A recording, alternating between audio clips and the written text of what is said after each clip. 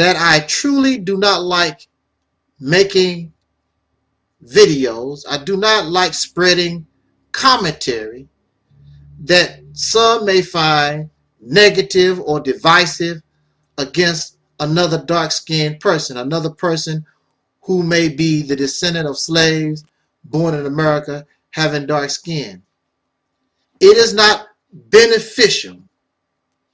It is, in fact, detrimental to the struggle, to the addition, or what is the word I'm looking for?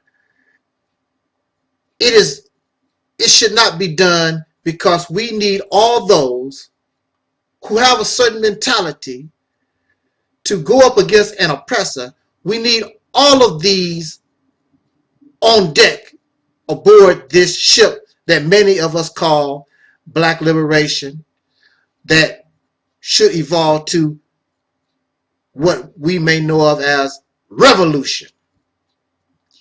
If you're not talking about revolution, if you're not talking about rebellion, then you're really not talking about anything. Myself personally, I am not interested in integration. I'm not interested in segregation. I am interested only in separation. I will support and advocate your black business and education and all those things living in this nation. However, if the ultimate goal is not separation, then you actually are wasting your time. What you're doing is fruitless, because you have been doing these things going on 500 years, and what condition do you find yourself in? That answers that itself. Your condition is an example of what the result is, because we have had businesses, we have had education, we have money, all these different things that you talk about we need. We have had all those things at one time or another, and you still sitting here in America as a comfortable slave. Because while you're doing it, you should have been looking for a new house to live in. You know for a fact, you and I, we're not, as a people, we're not welcome in this house. Going on 500 years. There's nothing special about living with these racist pink people. There's nothing special about them. I don't care. Well, this land is ours, is just as much as theirs. Well, then you need to take it. You need to overthrow them. If you're not willing to do that, if you're not going to do that, then it's best that you get out of this house, because as long as you live in this house, then they will shoot you as you run away from them in the back 8 times, and you can go to court and a jury will be deadlocked. And the one who shoots you in the back will get away scot-free. That's the norm. And if that's not the case, then they will give you a certain amount of money and you sell yourself out because you're materialistic and you don't care nothing about principles. You don't give a damn about the one, your relative, your mother, father, uncle, whoever was murdered. You don't give a damn about them, so you can fill your silly Negroid pockets. Generally, I will tell you, I am a nice person. It is easy for me to get along. If you sit down with me and we talk and have a conversation, whatever issue you have with me, I'm very sure that we can straighten it out, because I am willing to give. I'm willing to compromise my position. I'm willing to say, even though I feel as though I'm right, I'm willing to say that I'm wrong, so that we can continue to progress forward. It's no big deal, because the struggle is more important than myself. However, if what we bring to struggle is detrimental, then that needs to be dealt with. So just because you bring something, if it's detrimental, and we are happy that you're here, but at the same time, if what you bring in means us no good, we are defeating the purpose of what we stand for.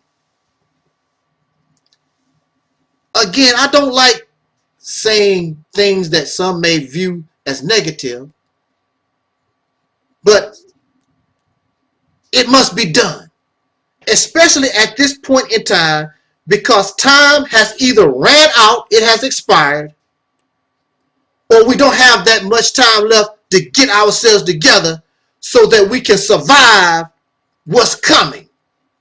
And according to religious teachings, for those of you who believe in religion, and even if some of us who have a little common sense, and you can see, especially since now that we have a president that does not give a damn. He wants to be Mr. Tough. And then being Mr. Tough, things may not turn out the way you think they should. Remember Vietnam? We're going to blast them back to the cave era. Did you blast them back to the cave era? No, you came running home with your tail between your legs, left all your expensive equipment in Vietnam, and now you really are so ashamed you really don't like talking about Vietnam. Because you did kill many Vietnamese people, but in the end, they kicked your racist, warmongering, greedy ass out of their country. So we need to prepare ourselves, because if you're not prepared in any kind of way, then you will fall victim to those who have prepared. Do you understand? So it is expedient of me. I try to be nice. Nice don't work with niggas. Let me tell you. Oh, woo! Nice don't work with niggas. I have tried to be nice and tried to talk and compromise with these Negroes for a long time on social media. We keep talking about black unity. These Negroes, these niggas, ain't interested in unity. They're not. So, from this day on, I am free to speak about them any kind of way. I don't want to hear that, oh, brother, you divisive. These niggas is not, they are not interested in black unity. They're not interested. Nor are you. You interested in trying to convert somebody to follow you and be your damn slave. I'm not going to be your damn slave. I don't want us as a people to be a slave to nobody. We are all equals. Men, women, and children, we are all equals, and we will be treated like that. These political ideas, these religious thoughts that we run around carrying, when I am being nice, the only thing I am allowing that these people that's telling our soul brothers and sisters these damn lies, I am allowing them to operate with no resistance. I'm not going to no longer do that. I cannot do that. You have these brothers and sisters. In fact, it's very hard to say brothers and sisters who run around telling our people lies, keep spinning these fantasy delusional fairy tales, run around here, follow me, I'm the it, I'm the all knowledge. You ain't nothing. You a nigga living in America just like everybody else. What make you so special? What make you so special? You go to the bathroom and you take a dump just like anybody else do. You take a whiz just like anybody else do. You fart just like anybody else do. I'm so special. I'm so great. But yet and still, you live right here with these races. You reach in your pocket and you take out a dollar bill with your massa on it. Because as long as you live in America, you don't make no laws. You just sitting here. Then you somebody's slave. You somebody's tool. You just something to be used. What's special about you? What's so great about you?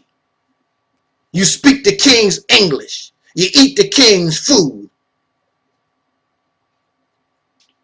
How can anybody, who are you trying to impress? You don't impress me. Or you trying to impress the other slaves. You want to know something? I was able to unite the so-called insane, crazy people, because I was able to tell them, these are the enemy. You don't have to like me, but if you stand with me, we stand together, we can deal with a common oppressor. And they done it. Here you are supposed to be sane, and you don't have enough sense to see you don't have to like so-and-so. You don't have to love so-and-so. You don't see that it is better, and you have a better chance of success doing what you want to do when you are united with another victim. Y'all stupid. You have these people with these teachings and these beliefs.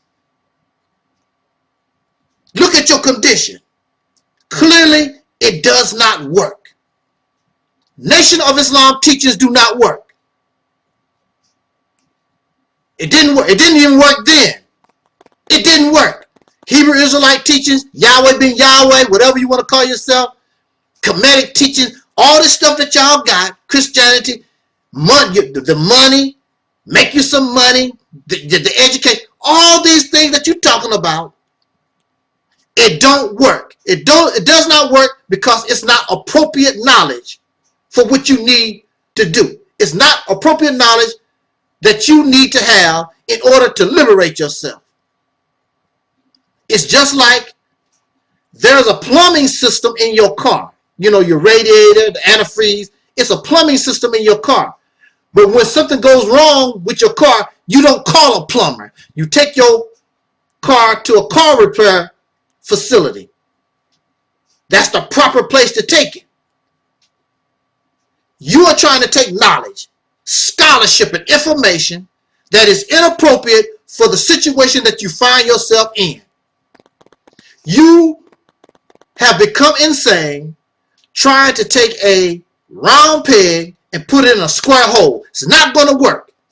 I have seen children. I have seen children try to take a square peg and put it in a round hole. It's not going to never work. It don't work. Children, you have a childish mentality because an adult, a mature person knows that square cannot fit into a round hole. A mature person. You're not mature. And you keep trying like one day, Islam is going to work. One day, Kemet going to work. One day, Hebrew going to work. One day, Christianity, one work. All this money we got going to work. It's not going to work. You're not doing what is necessary. You're not using and embracing appropriate knowledge, and you're not taking the appropriate action. And until you do, then you'll stay in the position that you're in.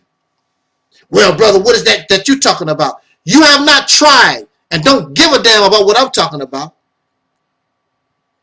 So we don't know whether it will work or not work. We don't know. But definitely for sure, we know all this stuff that y'all got, it don't work. And I'm going to speak out more and more against it. And I don't care about the division because y'all not interested. And so-called black folks have never been united to begin with. We have always, going on 500 years, have always been divided.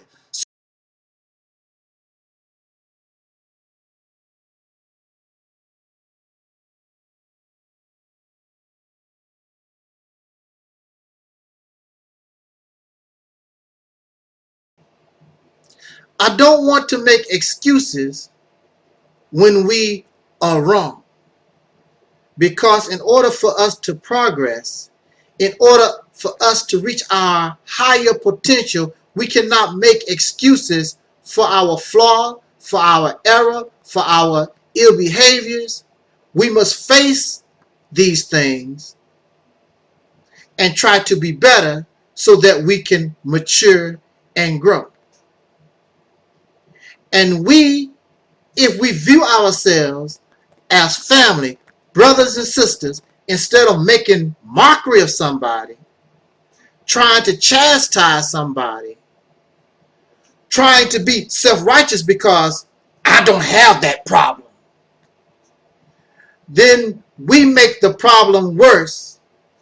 When if we are our brothers and sisters' keeper, when they begin to fall, we should reach out our hand to try to help them get up instead of making mockery.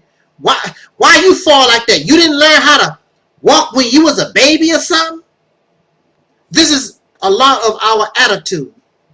And some of us take great offense when people try to show us that we have gone in an incorrect, or we are walking in what in religious people may say, we're not walking on the right path. But we believe that we are. And then we reject the ones that are trying to get us on the right path. Only God can put me on the right path.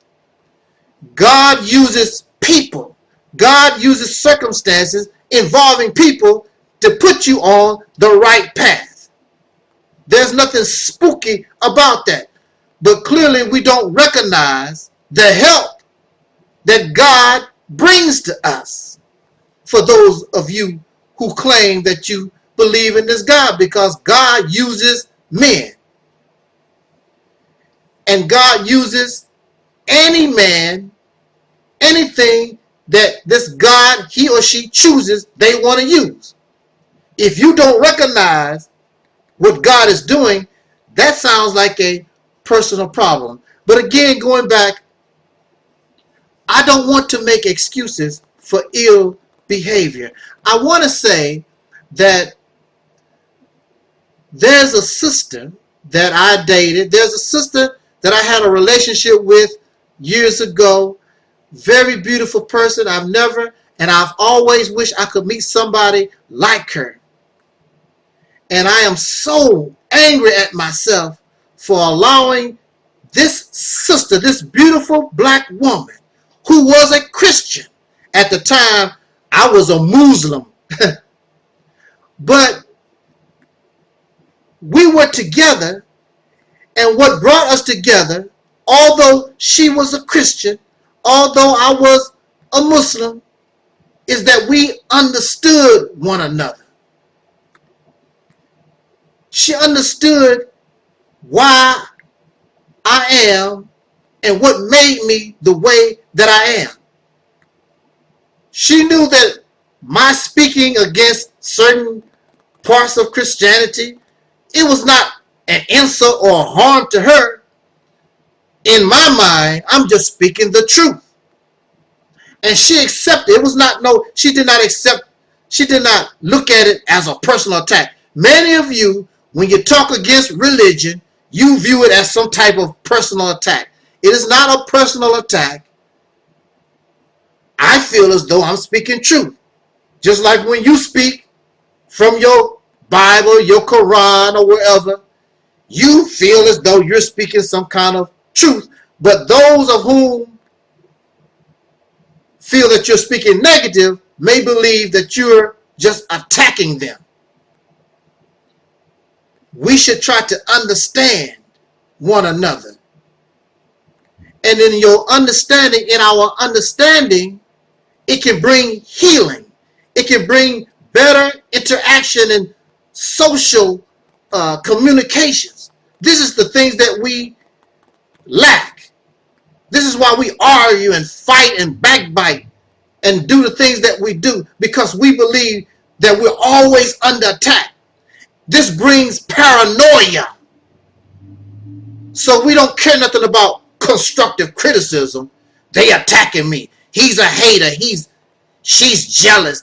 When many of the time, it's just somebody trying to get an understanding of you and what you believe and what you're talking about. Now, and we should also be doing the same with them. Understanding. Because I care, because I love. But we say black love, we say black unity, And the reality is we're really not interested, because if you really loved another dark-skinned person, if you really cared about them, then you would try to understand, instead of always think that you're under attack and everybody's an agent, everybody's a spy, everybody's a hater, then you would try to understand, why is my brother, why is my sister, why is family talking to me like this? It's about understanding. And when you really love somebody, your husband and your wife and your children, you don't treat them the way you do some of the people on social media, because you really care about them. When they say something negative to you or whatever, most of the time you try to, why are you saying this to me? You try to have some type of understanding, because you understand that they love you too. I'm not trying to hurt you, mama, but you drink too much. Daddy, you need to put down the cocaine. It's coming from a good place. Anytime I say anything to any brother or sister, anybody, any other dark-skinned person, it is not to hurt your feelings. It is not to be jealous or a hater or anything of this nature. It's coming from the heart. You're doing something, you're believing something that is in error. I'm trying to show you to correct that error, because I know when you are successful, when you're happy, I'm happy and successful. It goes hand in hand when we're family. I want to talk about black women. There are those who say black women don't want strong black men. Is this a true statement? Is it half true? Let's try to bring some type of understanding. Again, I don't want to make excuses, because there are some, or it seems like there are a certain group of black women, females of soul, from the people of soul. It seems as though you really don't want a strong black man, or you have a fear of a strong black man. Is this true, or is it a fallacy? I'm trying to understand. So I'm going to share with you my conclusions and how I look at this very quickly. I want to use this as an example. I want to say this first. It is natural for a woman to seek and to want a strong male, a strong black man. That's her nature. I don't care how feminism she is, a feminist. I've been around all these women, from the ones who believe the man should be the head of household, to the women, I'm a feminism, to the lesbians and all. When these women, in my experience, when they get around strong black men, I'm not going to say submit, but they give you your respect. And they allow you to do what you need to do.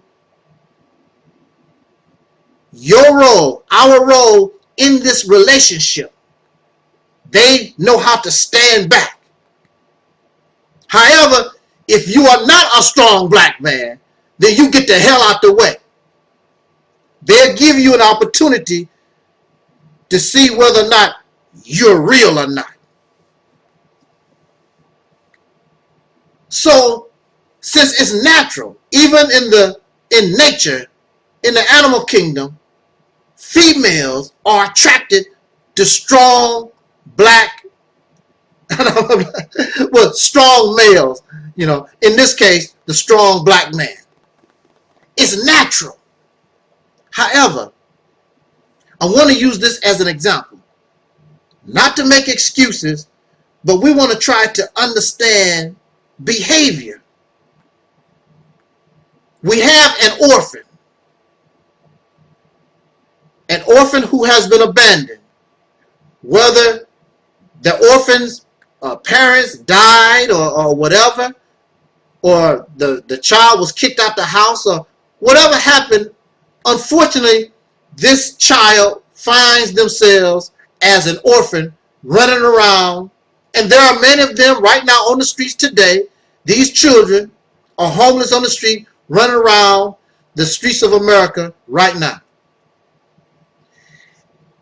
So in this position, or due to this condition, this child, this orphan on the streets is learning and has learned how to survive independently without any help from nobody. I'm doing my thing. I'm taking care of myself. Do you understand? Okay, let's make this. Now, the child learns how to do this for months and months or years. All of a sudden, this child is put in a situation. Now, somebody wants to adopt the child. I want to be a foster parent. I want to adopt you as my own child. We're going to have a problem here. The problem is, it's not the fact that the child does not want parents. There is no child that does not want to know their mother or father or want family around them. I've never heard of a child that did not want that. They want to be part of the family. They want to belong part of some type of family unit. It's natural for children to want to be in a family unit. However, due to circumstances beyond this child's control, this child was forced to be independent. I can do it and I can make it on my own without parents. So now this child is put in a situation. Now the child has parents, and the parents have rules, and the parents have certain expectations. There's a conflict because I've been out here on the streets. I don't need you. I think you might know where I'm going with this. So you have the black woman. Due to circumstances beyond her control, she has not had a strong black man in her life going on 500 years. That's the bottom line. So during this period, without a strong black man as an example, without a strong black man protecting her, without a black man providing for her, the only one in her face is the enemy. She has learned how to live without a man in her life. Well, there are good black men. I did not say there aren't good black men. I did not say there weren't some good, strong black men. But as a people, this is the key. A little bit here and a little bit there don't mean nothing. As a people, the black woman has not had a strong black man. She don't know what it looks like. She never lived with strong black men due to circumstances beyond her control. And so now you want to put her in a position where you all of a sudden, and you still have not become a strong black man, but you want to put her in a position where she's supposed to submit to you as a head of household. What you mean, head of household? I've been living and taking care of my children and doing my thing without you. I don't need you. This makes black men upset. You can get upset all you want to. It's the reality of the situation that we've been put in. So, and you're not making the situation any better because you're not improving yourself. You're not becoming a strong black man. It's her nature. And she will give you some leeway, even though she's independent. But when she sees that you are doing this is what she wants, a strong black man.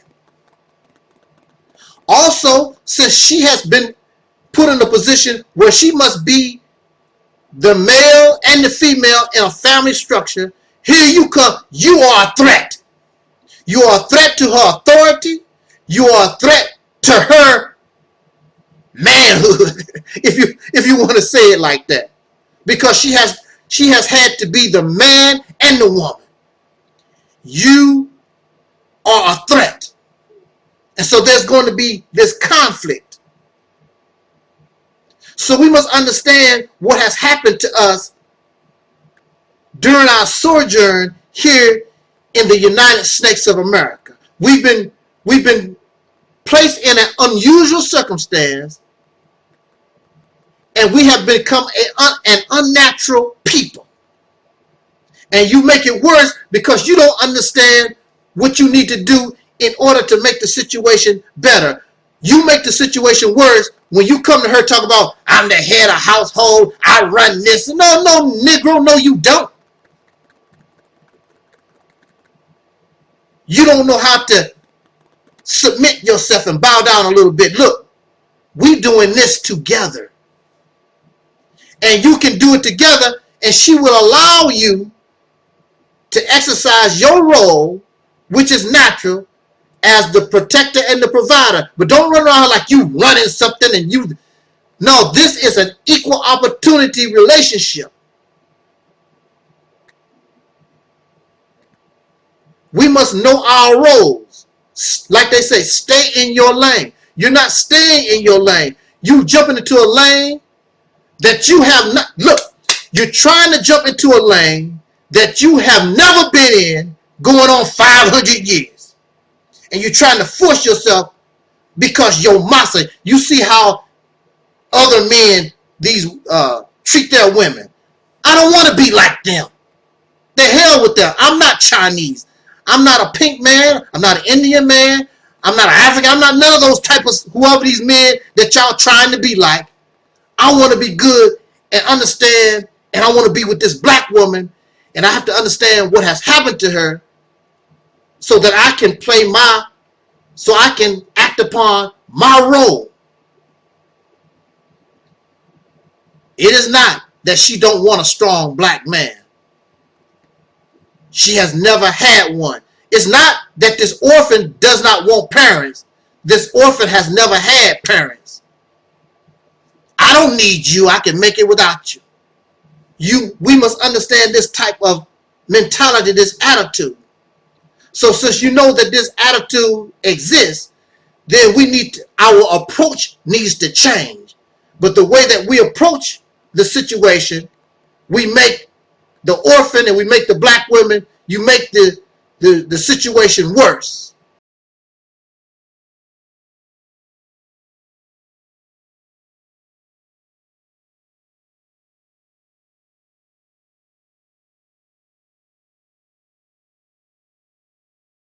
Okay, I'm laughing. I want to laugh. I am laughing. Ha ha ha. Ho ho ho. Laugh, laugh, laugh. You know why? Because you're getting ready to get tested. All you black power, Hebrew, Israelite, black Muslims, all y'all black conscious young folks. Oh, wow. You're getting ready to get tested. All of you so young, so youthful, so full of life. You blame your elders for everything. If it wasn't for the elders this, if it wasn't for the elders that. Well now, you're an old man. You don't know what you're talking about. All the negative things, all the things you say to degrade an older person. Wow, you're getting ready to get tested. And the new president, Donald Trump, is about to, it looks like, I'm not sure now because I'm not no prophet. I'm not divine. But it looks like old Donald is getting ready to get that ball rolling. Y'all talking all that stuff. You old. Well, we're going to see what y'all young folks is about. Because Donald Trump reminds me of Ronald Reagan. Ronald Reagan was that type of cowboy to get him up, shoot him up type person. Ready to draw on you. the warmonger. And we have not seen the draft since the Vietnam War. But mathematically, for the things that Donald Trump is talking about, mathematically, you cannot even begin to accomplish your goals, your desires, without a draft. So here you are on Facebook and YouTube, hiding your face. See, y'all can talk a bunch of crap on social media and you can hide your face. But when Uncle Sam starts looking for you, Uncle Sam knows who you are. And you can't hide your face. Because Uncle Sam knows your social security number, know your address, knew who your mama is. Uncle Sam knows everything about you. You're talking all this black power stuff and you not going to do this and the white man this and well, we getting ready to, we're gonna see exactly what you made out of. The draft, ages from 18, the maximum can be as much as 45. Well, I don't have to worry about it. But y'all young folks, black power, black conscious, talking all this crap. See, y'all silly. You don't want to deal with the reality of what you're facing. You want to pick and choose what you will and won't do. When you are trying to survive, you can't pick and choose what you gonna do. You might have to eat a snake. You might have to eat some kind of bug to survive. You're not looking, you're comfortable revolutionaries. You go to debates dressing your pretty clothes. You have no idea about how to survive in the mud. Eating earthworms. You don't have no idea. You can't even comprehend that type of lifestyle just trying to survive. But with Donald Trump, it is mathematically impossible for Donald Trump, the president of this nation, to do what he wants to do or wishes to do. And he can only make the situation worse without an involuntary army. A voluntary army will not be enough. So get prepared. And even Caucasian people are talking about, they see a draft coming. And in recent years, not only are they talking about drafting males, they are drafting females. So just because you're a woman, a female, if you are between the ages of 18 and 45, there's a chance that you might in the future get a draft notice. Oh yeah. Black power family, black power, black conscience. The white man's the devil. Well, we're going to see what choices that you make. When the white man come looking for you, what you gonna do? What you gonna do when the white man come looking for you? What you gonna do? Y'all talking all that stuff. Some of you have never had a traffic ticket. So your only option is you are going to go and help the white man fight his wars, or you are going to prison. And they already, it was the article I was reading that conscious, what that, I can't say these words, but being an objector, that's not going to work. A conscious objector is not going to work. Or you are going to be on the run and you're going to be charged with a crime, dodging the draft. What you gonna do? What you gonna do when the white man come looking for you? You youngster. You don't want to take nothing serious. You're silly. You don't want to unite with nobody. You filled with self-hatred. You bias and you prejudice against other black folks, other brothers and sisters of soul. You arrogant. But see, Donald Trump, Donald Trump might be the guy who's going to give you the ultimate test. And like Richard Pryor said, the ultimate test is a test for your a test for your ass. See, right now, I mean, when you living comfortable and you don't really feel threatened, y'all can talk a whole bunch of stuff. Sounds good or whatever. But sooner or later, the test gonna come. Pretty soon, YouTube, Facebook, it's gonna become, if they get to the point where they issue a draft, Facebook, YouTube, all these social media sites, Instagram, whatever, y'all Negroes, y'all young Negroes that's so big and bad with this big mouth talking a bunch of crap, you will see that YouTube and Facebook get silent. Because either you're going to be in prison, you're going to be on the run, one other or the other. Are you trying to in prison, or you're going to be at war? Three choices. What did I just say earlier? It's early. I'm trying to make videos. I'm distracted or whatever. But I just want to get this off my chest because it's serious business. You are going to pay for not doing, as Spike Lee say, the right thing.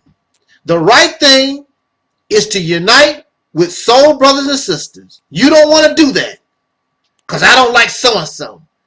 So-and-so is a homosexual. So-and-so is a transgender. So-and-so is too dark-skinned. So-and-so is too light-skinned. So-and-so is a Jamaican. So-and-so, whatever. You're going to pay a high price for not doing the right thing. Because when you're trying to survive, it makes no difference whether you like me or not. We're trying to survive. And in this situation, you need me and I need you. But since you don't see it that way, then you are on your own and you're going to find out real quick that's not enough.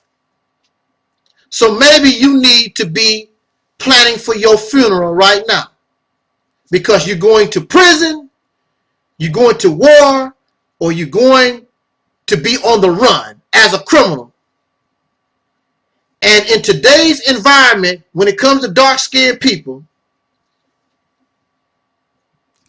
you put yourself in a situation, you might not have to worry about going to prison, but some people on the street might see you as a traitor to the nation, and the citizens will shoot you on sight as a traitor with your young self. It's beautiful to be young, ain't it? Well, you know something? When I was a younger person, I refused to sign up for selective service. And I'm willing to go to prison and do whatever. I'm not going to fight for these devils. I already made up my mind about that. Now, we lived, of course, in more peaceful times. America was able to handle things with a voluntary army. But it's getting to the point, it's going to get to the point. It's just a matter of time. And like I said, Donald Trump might be the guy that kick it off. They are going to say, where are the men and perhaps women 18 as far as 45? Sarah Sudenseti, are you in that age bracket? Dr. Umar Johnson, are you in that age bracket? All y'all making these videos, talking all this stuff every day, are you in that age bracket? You're getting ready to get tested. You talk about the old people, you're going to wish you was my age. You wish you was an elder person. Man, y'all got something because you refuse to do the right thing. You think that America, you think that dealing with oppression, you think dealing with these folks, you think it's fun and games. When you're laying in the coffin with a bullet in your brain, you're going to find out exactly how much fun and games it is. It's not fun and games. You can't be silly. Survival means life or death. When you decide, I don't want to unite and work with another victim of oppression, then you have signed your death warrant. That's just the bottom line. I don't know how all this will personally affect me, but I know I will see many of you as they take your body to the morgue. There's no doubt about it. And I would rather go down fighting, but you're going to be all by yourself. You're not part of no group. You're not part of no organization. And these organizations and these groups are not united with one another for one common purpose and goal. So it'll be easy for them to come in and just wipe y'all out. There will be no black conscious community. There will be no more black power, all this crap that y'all talking about. It's a done deal. And the reason why this nation allow you to say those things and act that out, because you're no threat anyway. They know that you're not no threat.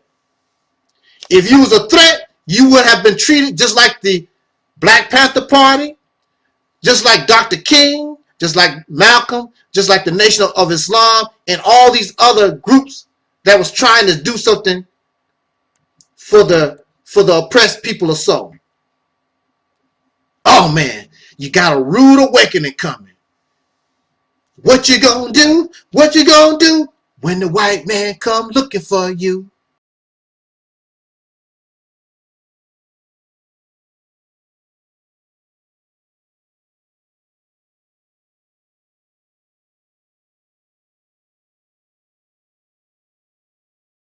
Then well, you would have been dead if it was not for the homosexual or the transgender or the Hebrew Israelite or the Muslim or the white man or the Negro, whoever it was that saved your life.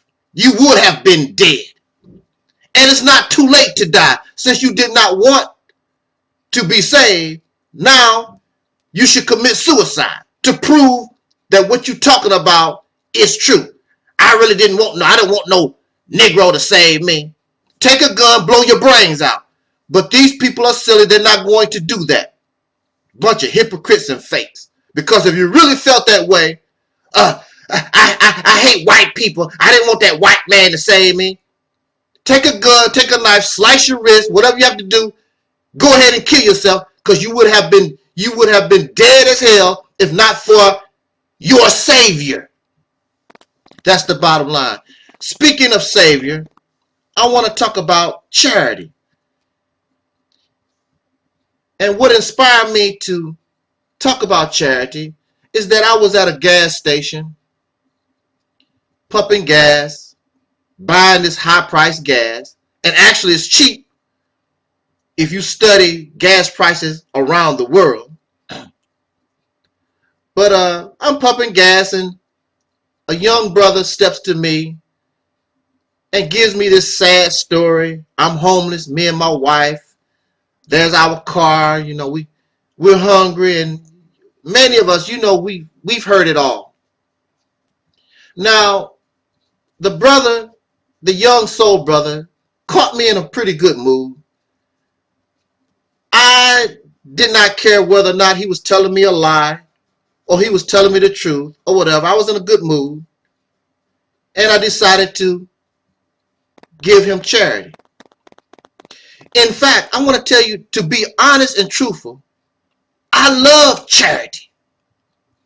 It gives me a good feeling to help somebody, not only with money, but if I do voluntary work for somebody for free. However we give charity. I like charity. It's a good feeling to me. I want to say this, though. Before I give in charity, I don't know about you guys, but I also heard that charity begins at home. So if I knew I had a cousin or my mother or sisters or brother or friends, somebody that's close to me, if they needed that economic assistance first, charity begins with home. Charity begins with home. I would have told this person, I'm sorry, I have other obligations, because charity begins with home. However, if your family is secure, even your dog Ruffy, he has plenty dog food, everything at home is all right, and you have something to spare, and you see others who are struggling, then I see nothing wrong with helping another human being. I see nothing wrong with that. Now, I do have a problem. Again, I love charity. I feel good. Like James Brown said, hit me. Woo! I feel good. I feel good giving charity. When there are brothers and sisters asking for dollars for whatever projects, I don't mind giving. That's not the problem. Matter of fact, I don't mind sacrifice. I don't mind denying myself charity in order to help a good cause. Because brothers and sisters, in order to come up out of the condition that we find ourselves in, that's the type of attitude that you have to have. However, there are those, there are those who take advantage of our good heart. There are those who seek to exploit our good nature. I don't like being played a fool. And in most instances, when we're dealing with religious organization and maybe certain political organization, they use charity as a means to enrich personal pockets. There was a statement, and y'all know I love Elijah Muhammad. I will always love Elijah Muhammad. However, when somebody says something or do something that is in error, not correct and wrong, I stand with truth. I stand with what is right. That's just the bottom line. I don't stand with you because you're a celebrity. Oh, you were awakening my eyes to something or whatever. You're so different. I don't care. When you're wrong, you're wrong. I love it when people put me in check. I might not like it. I think about it and I accept that. When a person cannot accept or believe they are above being critiqued or corrected, why are you following them? There's a problem there. I don't like being played for my charity. I'm not going to make somebody rich. Elijah Muhammad made a statement saying that Brother AdMinister Malcolm X made me a wealthy man. Notice the words, made me a wealthy man. He did not say Malcolm X made the nation very wealthy. He said made me a wealthy man. Me, meaning my family, my wife, and all those associated around me, because Malcolm didn't get none of that wealth. So you giving your charity to make somebody rich. That's not supposed to be the purpose of religion. That's not supposed to be the purpose of these institutions that we're giving our monies for. To make somebody personally rich. These beggars. Because that's all they did. Elijah Muhammad he's nothing but a beggar. Because he wasn't working. So I'm going to beg all these people. And these people made me rich. I'm a professional beggar. Where is your God? If your God is so powerful, whatever, why your God got you out here begging? Well, I'm a beggar, but look at me, I'm wealthy now.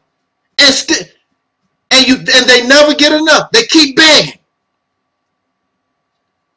They get a 4-bedroom house, then they want a 6. Then they get a 6-bedroom house, and they want a 10-bedroom. And it's greed. Let me tell you something about leadership. The sign of a real leader. A real leader does not want to live above his or her people. I was watching National Geographic or some show to that effect. And these filmmakers went into this village. Everybody lived equal. You could not tell the chiefs from the regular guy. You could not tell the whoever ran or the elders in the village. You could not tell who the king and the queens were. They were equal. The kings and the queens lived in the same type of huts or buildings that the average person lived. Everybody, you could not see who was supposed to be rich or poor. This is what charity is supposed to be for. Charity is supposed to make us equal. Charity is supposed to make everybody comfortable on the same level. If my brothers and sisters are suffering and don't have, then I feel bad. I should not have either. And we work to make all our people comfortable. But we don't view life like that. Y'all a bunch of greedy suckers. I want to be better. I want to be greater. I earned this. See what God blessed me with? No, you ain't nothing but a professional damn beggar. That's all you are. You got rich and wealthy because you're a beggar. And so I definitely don't respect you. You making fools out of people. And here are all these people making you rich and wealthy. And what do they get in return? They're not getting nothing in return. Ask you to give them some charity and you frown up your nose. Brothers and sisters, nothing wrong with charity. The problem is exploitation. Don't allow yourself, and I should not allow myself to be a sucker because you have a good nature.